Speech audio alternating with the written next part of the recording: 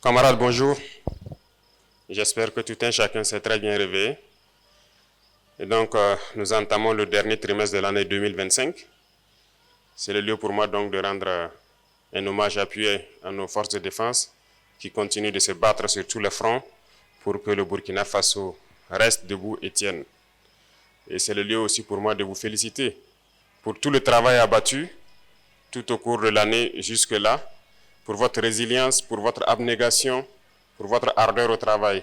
Et je vous encourage à poursuivre ainsi pour que notre pays puisse rayonner à travers l'Afrique, à travers le monde. Ce matin, je souhaiterais donc vous entretenir sur trois sujets principalement. Le premier sujet donc porte sur l'escroquerie. Le deuxième sujet porte sur Faso Mebo, l'initiative que nous avons lancée. Et enfin donc sur les UACO.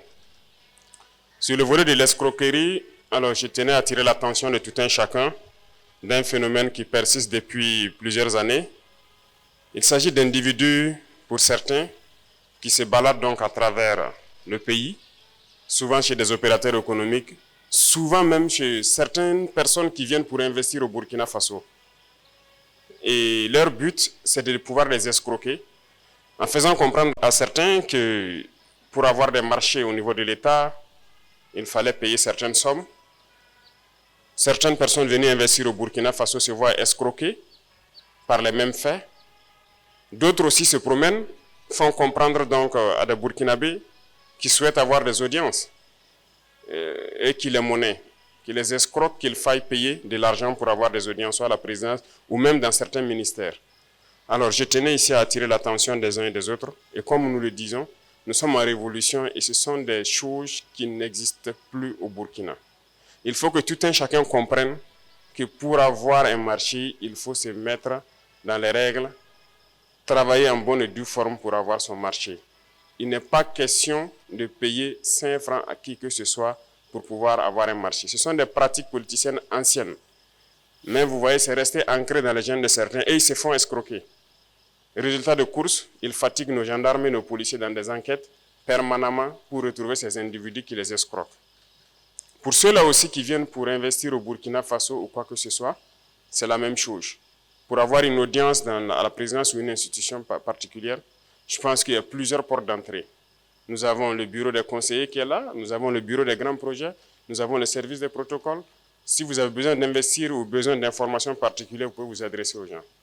Donc, c'est rappeler encore à tout un chacun que ce sont des pratiques qui sont bannies aujourd'hui et attirer l'attention des gens qui ne se fassent plus escroquer.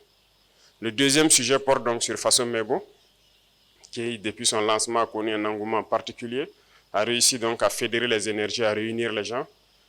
Dieu merci, c'est tout ce que nous souhaitons, que les gens puissent s'unir et construire notre pays. Mais beaucoup de gens, à l'intérieur comme à l'extérieur, des Burkinabés de la diaspora et aussi les amis du Burkina Faso ont souhaité contribuer à Faso Mebo, mais ont eu des difficultés parce que jusque-là, Faso Mebo ne prend que des choses en nature. Alors, j'avais demandé un travail donc au niveau du Trésor qui actuellement est terminé. Il s'est agi pour nous de créer donc au Trésor, pour chaque région, un numéro de compte pour que les gens, partout où ils sont, puissent contribuer pour leur région.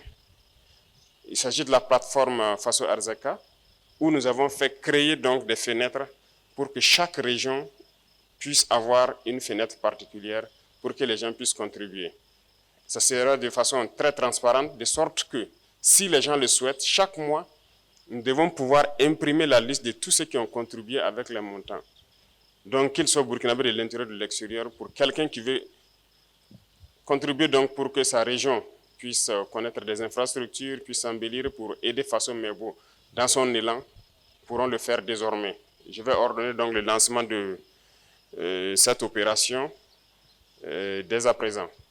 Donc, vous êtes tous invités à contribuer dans vos différentes régions, même si vos régions n'ont pas encore reçu leur brigade, mais ça est en route, ça arrive, mais il faut commencer le travail qui peut déjà être fait. Donc, tout un chacun de vous pourrait contribuer pour embellir sa région ou pour contribuer donc à construire des infrastructures.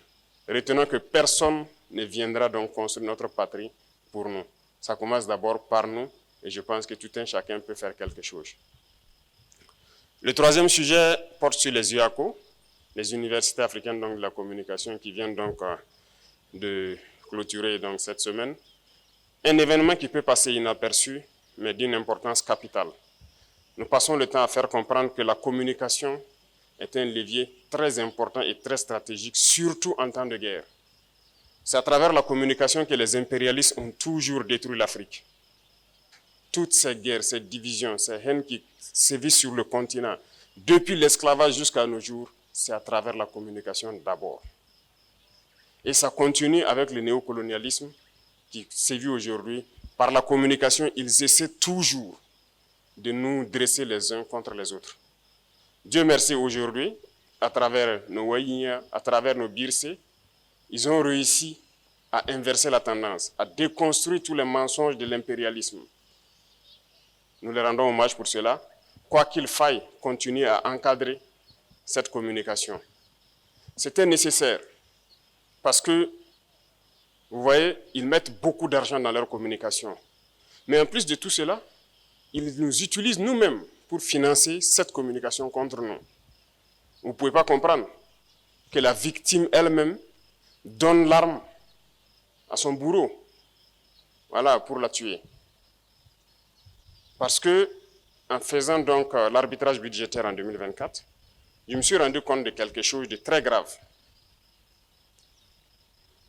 Et ça se passe dans presque tous les pays africains, surtout les pays francophones. Vous imaginez que dans toutes nos institutions, tous nos ministères, il y avait des lignes budgétaires réservées uniquement pour ces médias-là. C'est en faisant l'arbitrage que j'ai découvert que dans chaque ministère, dans chaque institution, il y a une ligne budgétaire dédiée à cela. Donc, un transfert systématique vers des médias comme Jeune Afrique, Le Monde, ainsi de suite, et ils nous envoient leurs journaux. Donc, qu'on le veuille ou pas, qu'on veuille lire ou pas, notre budget était transféré à ces médias-là.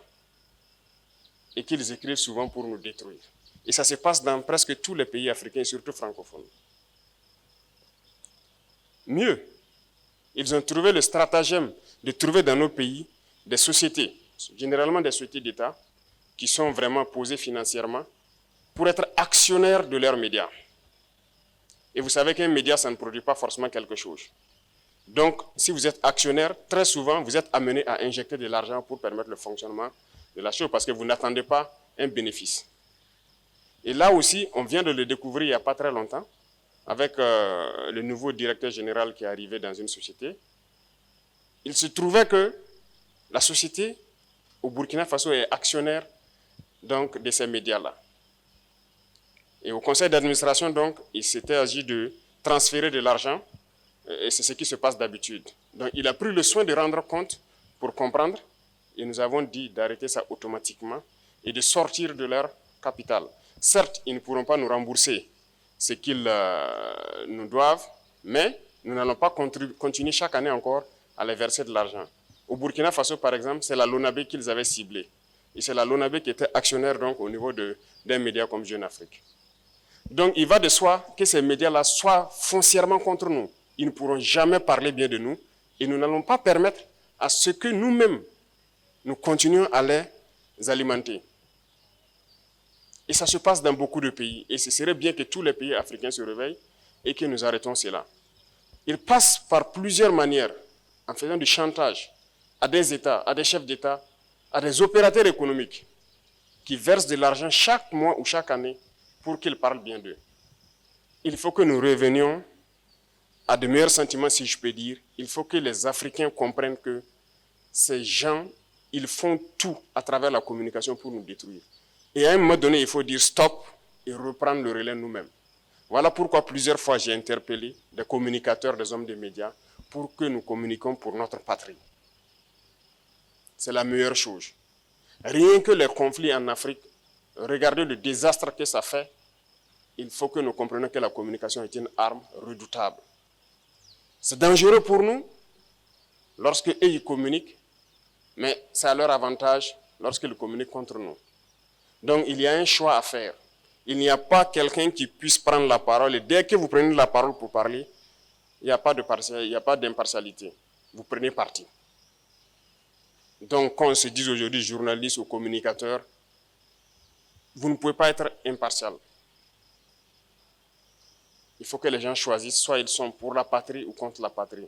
C'est un événement très important et nous sommes en train de créer des structures ou des événements où les gens pourront communiquer, continuer de communiquer pour conscientiser la jeunesse, pour réveiller les Africains et que nous revenons à nos valeurs fondamentales et se concentrer, nous unir et travailler pour nos pays. Donc j'invite tout un chacun, partout où nous sommes, peu importe la situation, si nous avons à communiquer, nous devons beaucoup faire attention. Et si nous venons à écouter la communication de certains médias, il faut savoir faire aussi la part des choses, parce que c'est une arme importante. Ils peuvent changer votre manière de voir les choses, ils peuvent vous retourner les uns contre les autres à travers la communication. Donc sur ce, je vous souhaite encore beaucoup de courage pour le trimestre qui est en train de commencer, qui est le dernier, et surtout à mettre les bouchées doubles pour que le budget de l'année 2026, qui va donc se préparer au cours de ce trimestre-là, puisse être un budget qui nous permette d'investir de façon optimale pour notre pays. Merci beaucoup à tous. Je vous souhaite une très bonne semaine et que Dieu protège notre chère patrie. La patrie ou la mort, nous vaincrons. Sobre Web TV, la Web TV au-delà de vos attentes.